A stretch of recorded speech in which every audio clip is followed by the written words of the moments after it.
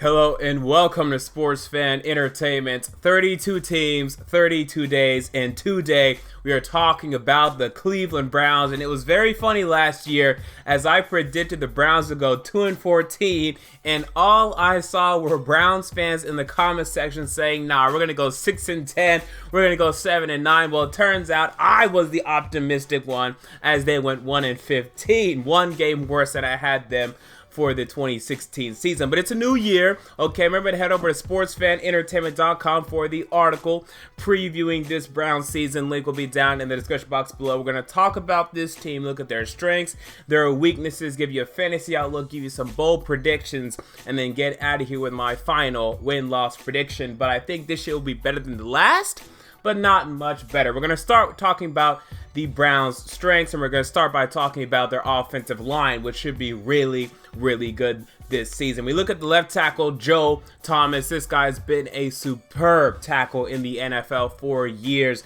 He's getting older, but you can't tell by his play on the football field. The guy is an absolute wall at the left tackle position. How about at the left guard position, Joel Bitonio, who is entering, I believe, either his third or fourth year at this point, maybe even his fifth. But this guy's been around now, and he's making an impact at the guard position. He's been all around the offensive line a bit, but he's going to find a good home at left guard. I can tell you that right now. The guy's very good.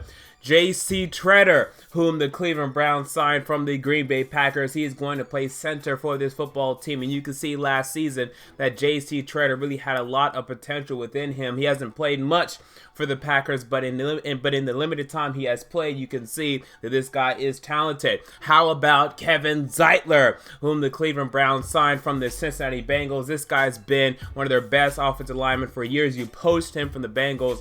Good for you. This guy is great. And the right tackle position is a bit of a question mark right now. Sean Coleman should start there, and he still has a lot of potential within him. And I think he'll end up being a decent right tackle in the NFL. But right now, he's not great. He's not terrible either. We look at their next strength, and we have to talk about the running backs. Now, when you look at their names, Isaiah Crowell and Duke Johnson, they don't really excite you like an Ezekiel Elliott or a David Johnson. But these are two good running backs. Both of them had over 4.8 yards per carry last season. The problem is the Browns are never ahead in football games, so they can't run the ball, right? So that's an unfortunate thing. But these guys ran the ball well last year, and Duke Johnson has nice receiving ability as well. So to me, you have to like their running backs in Cleveland. Crowell, if this guy was on his own, maybe playing for like the Green Bay Packers, I think we'd recognize how good this guy actually is. We look at the weaknesses for this team, and there's a lot. We start at the quarterback position. Now, I like DeShone Kizer, right? This guy was my second rated quarterback in this 2017 NFL draft, I believe. Actually, he was my third. He ended up being my third behind Mahomes and Trubisky. But I really like Kizer, and I liked him better than Deshaun Watson, who was taken in the first round. But he's going to be a rookie, and as a rookie, he's going to struggle if he plays, and I think he will. Cody Kessler, okay, this guy last year, just unimpressive, right? They benched this guy, what was it, in the Baltimore Ravens game? I mean, come on, they don't really have much faith in this guy, and to me, he's a below average quarterback in the NFL. Let's just call it what it is. Maybe he improves, but his play last season was maybe bottom 6, bottom 5 of quarterbacks in the NFL. He's just not very impressive, just not very good. We look at the other guys. How about, right now you have Brock Osweiler as your third quarterback. I mean, he stunk last year for the Texans. Probably the worst quarterback last year in the entire league in terms of the amount of time that he played and how much he stunk. So the quarterbacks are just not very good right now. Maybe Kaiser's going to be great. Maybe Cody Kessler takes a nice step forward. But right now, the quarterbacks are not good. Look at the wide receivers. This may shock you. Okay, but the problem is right now you only have 3. And 2 of them just aren't very good. Okay, you have Kenny Britt. Okay, this guy had finally broke out last year for the Rams. I'm all on Kenny Britt right now. Good. Now, to me, he should have kept Terrell Pryor, especially seeing what he's doing in the Redskins training camp, but whatever. Now you have Kenny Britt in here. He's going to do great, okay? Well, maybe not great, but very good for you. He's going to break 1,000 yards, I think. Corey Coleman. I don't love Corey Coleman. Too many drops. Not a great route runner. He broke, I think, 500 receiving yards last year, but I'm just not buying into him. And I know he was injured last year, too. He missed a couple games. But I just, coming out of Baylor, I really wasn't buying into this guy. And now, in the offseason, he had injury problems. His hamstring keeps flaring up. He has some problems off the field in terms of some court issues that he was exonerated from, but to me, he's just a bit of a clown, and I don't think you can rely on Corey Coleman. And Ricardo Lewis behind him, I mean, come on, what did he do last year? He really didn't do much. I mean, I think he's okay. But then behind those guys, you have nothing. Rashard Higgins, Jordan, Payton, these guys are nothing. You have nothing. This is honest. Come on, Browns fans. This is one of the worst wide receiver cores in the NFL. Look at the other positions. Tight ends. Seth DeVolve. Okay, this guy barely played last year. You're converting him from wide receiver to tight end. And, you know, he had some okay moments, and apparently he's looked good in mini camps, but they're just mini camps. But you drafted David Njoku. Okay, so this guy could be good, but I just can't say, okay, you drafted this first-round rookie tight end at the end of the first round. Now your tight ends are a strength. I just can't say that. Right now, your tight ends are a weakness. If Njoku comes in, gets 500, 600, 700 receiving yards, it won't be. But I'm not just going to assume that for late first-round rookie tight end. Look at the safeties, okay? The safeties I don't like. Ed Reynolds. I mean, this guy's probably the best one. You look at Calvin Pryor, who you got from the New York Jets. Look, the Jets need any talent they can get, especially young talent, and they traded him away, right? That's a red flag to me. Okay, and then you also have Derek Kindred,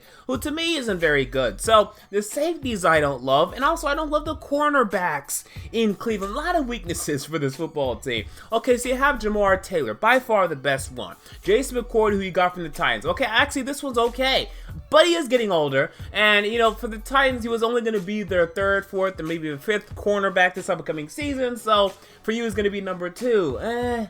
Brian Body Calhoun. Okay, and the cornerbacks here, they're just not very good right now for Cleveland. But Joe Haden, okay, can this guy have a resurgence for this team? Okay, if this guy can come back, have a resurgence for this team, then we could talk about this cornerbacks actually being quite good for this team. And Jason McCourty does not drop off, but the cornerbacks, again, one of the worst units in the league. We just have to be honest here, Browns fans. You went 1-15 for a reason last year, and you easily could have went 0-16. Remember, y'all were 0-14, or was it 0-15? I can't even remember what y'all were. I think it was 0-15 y'all were.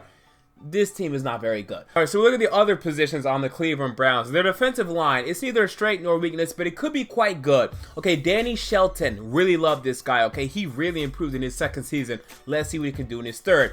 You drafted Myles Garrett. This guy should be a beast right out of the bat. Now, he's going to have some struggles, right? He's not very refined against the run, so he's going to be fooled by some halfback mixed directions and probably some pull plays that he's not expecting. But in terms of rushing the passer, yeah, he's going to make an impact there. Other guys, not great. Emmanuel Ogbah. I mean, I think he had over 6 or 7 sacks last year, but he wasn't great against the run, and his sacks were kind of just like sacks that he kind of fell into, right? He didn't really force these sacks. He just, the quarterback would be sitting in the pocket for like 5+ seconds, and then he finally got to them. It really wasn't impressive to me. The other guys, Jamie Meter, Desmond Bryant. I don't love these guys, but you drafted Caleb Brantley and Larry Ogunjobi. Okay, so maybe these guys will step up, but right now, still a lot of question marks on this Browns team. So a lot of guys that we're just not really sure how good they are yet. And then linebackers, I wanted to say strength, Christian Kirksey and Jamie Collins. Okay, I love those guys. But the other linebacker I don't love because I don't know who's going to start in the middle of this in this unit for the Cleveland Browns right now. They're saying they're moving Christian Kirksey to weak side. Jamie Collins should play strong side. Who's playing in the middle? I don't know. Right now, I really have no idea. I think it's going to be Will Carter or Tank Carter, possibly. I really don't know. And because of that, I can't say that the linebackers are going to be a strength. Okay, so we move on to my fantasy projections for this football team. DeShone Kizer. My prediction right now is he's going to start most of the games this season. I have him down for 10 starts, 2,100 passing yards, 11 touchdowns, and 9 interceptions. Now, I struggled with this because I wanted to give him more interceptions than touchdowns, but I ended up just saying, okay, he'll have more touchdowns than interceptions, but it will be close. Isaiah Crowell, 210 carries, 910 yards, 5 touchdowns for him. Wide receiver Kenny Britt, 75 catches, 1,000 yards, and 4 touchdowns. He's going to break 1,000 to me, just barely. Maybe he'll go way over if Ricardo Lewis and Corey Coleman do absolutely nothing. But I think in Njoku and now the increased production of self-devolve, they should take away from Kenny Britt a bit. Okay, so now we move on to some bold predictions for this football team. Again, DeShone Kizer starts most of the games for the quarterback position for the Cleveland Browns. I think he's going to win the starting job. There's already rufflings that he could win the starting job week 1, start week 1. I wouldn't be shocked because every year it seems there's a quarterback we're not expecting to start week 1 that starts week 1. And then bold prediction number 2, Ricardo Lewis outproduces Corey Coleman. I like Lewis more than Coleman. I do. And I think this year he's going to outproduce more than Coleman, at least in yards, maybe even touchdowns as well. I like Ricardo Lewis over Corey Coleman, and I think Joe Haden has a bit of a resurgence. I don't think he's going to be a Pro Bowl player, but I think he won't not make the team, right? Because there's some rumors right now he won't make the team. I think he ends up making the team, and he ends up being decent to where you're like, okay, I don't hate you, Joe Haden, anymore for being a complete disaster. All right, so we move on to the Cleveland Browns schedule. Once again, the Cleveland Browns are in the AFC North, but the interesting thing about this division is I think you could win 2 games. Yes, despite how bad the Cleveland Browns are on paper, I can see the Browns winning 2 games in the AFC North. Number 1, the Bengals and the Ravens sometimes don't take you very seriously. You almost beat the Ravens last year, and I believe it was week 2, 25-20, the Ravens won. You could have easily beat them there. And the Bengals, you weren't really close to them, but in the past, you could, get them. So I'll say you'll probably upset one of them. But then the other thing is the Steelers matchup. You go at Pittsburgh week 17. And if my predictions are correct, the Steelers will have this division locked up by like week 15 or 16. They could be benching their players in this game, causing the Browns to win this game. But my problem right now with saying that entirely is I think the Steelers, despite having the AFC North locked up, may not be locked into a bye week. They could be right there with an AFC West or AFC South competitor for a bye week, as the Patriots are above everyone. So that's something to look out for. So I will say 1-5 in this division to be safe, but it could be 2-4 if the Steelers bench anybody and everybody in that Week 17 game. You guys also go up against the NFC North. Okay, you're worse than every single team.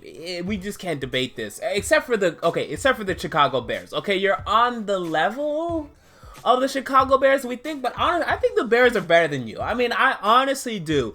I know you guys have a bunch of rookies, right? Here's the problem with Browns fans. A lot of y'all Browns fans are going to tell me, well, we have this rookie and that rookie. We have Ogunjobi and Garrett and Njoku and Jabril Peppers. And look at all these rookies. Come on, guys. We don't know what to expect from these guys. Yeah, they're rookies. Yay. The Bears have rookies, too. They have Mitchell Trubisky and Adam Sheehan. Everyone has rookies. So I don't want to buy into any of this. And you go to Chicago. So I think it's 0-4 against the NFC North. We look at the other divisions. You guys also go up against the AFC South, in which you're worse than every single team, even the Jaguars. But you host the Jaguars, and the Jaguars have been known to choke a game or two. You could win this game. I'll say that you actually win this game, okay? So, yay, you win a game there. And then you guys also go up against the teams that finished concurrently with you in the AFC. That would be the New York Jets, and that would be the Los Angeles Chargers. You host the Jets, and I think that's a win. And you go to the LA Chargers, I think that's an L. Okay, so we look at my win-loss predictions for this Browns team. Look, if the rookies are great, okay? If Myles Garrett, David Njoku, Jabril Peppers, rookies, they're great. It's great. If this is the case, then sure. The Browns could win 6 games, but that's as high as I can go because I still don't really know what to expect from the quarterback position, man. I mean, maybe if Kizer's really good, then yeah, they could win 6 games. But Browns fans, y'all went 1-15, and you were a hair away from going 0-16. No matter how many changes you make, this team ain't very good, especially when you're relying on rookies, right? If you would have signed a bunch of veteran free agents, then I could buy into a resurgence, a big resurgence. You got a couple. You got Kevin Zeitler, and you also got, you traded for Jamie Collins last year, but that really didn't work out for you, right? Then I could buy into a big resurgence. You got Kenny Britt, but that was, losing Terrell Pryor. you got a bunch of rookies in, and they need to learn how to win in the NFL. Worst case scenario, 2-14, only a 1-game improvement from last season, and my prediction is 3-13. I just can't pick more than that for this team. I mean, they could easily win 4 or 5, but I just can't predict it, right? I mean, you just cannot tell me right now the Browns are better than any team in the NFL other than the New York Jets or the 49ers or Rams. And when you're with the top 4 worst teams in the league, I gotta pick you to go 3-13. Like, that's just where I have to have you going mathematically. I just can't afford to give you guys 5 wins, and then now I have to take away 2 wins from the Bengals or the Ravens. No, I'd rather keep the Ravens and the Bengals at 8-8 and have you at 3-13. And maybe you'll go 5-11. But I'd rather be wrong saying that I had the Browns going 5-11. I'd rather be wrong saying I had the Browns going 3-13 and then went 5-11 than saying, oh, I had the Bengals going 6-10 and then went 10-6. For them, that's possible. For you, your best case scenario is 6-10. And when that's the best case scenario, I'm out. I have y'all going 3-13. So there you go. Those are my thoughts on the Cleveland Browns. What are your thoughts? Comment down below. I want to know. Remember to head over to sportsfanentertainment.com for the article previewing this Cleveland Browns season. Check out SFE's social media links down in the description box below. And until next time, this has been MJ of Sports Fan Entertainment, and I'm out. See you all later.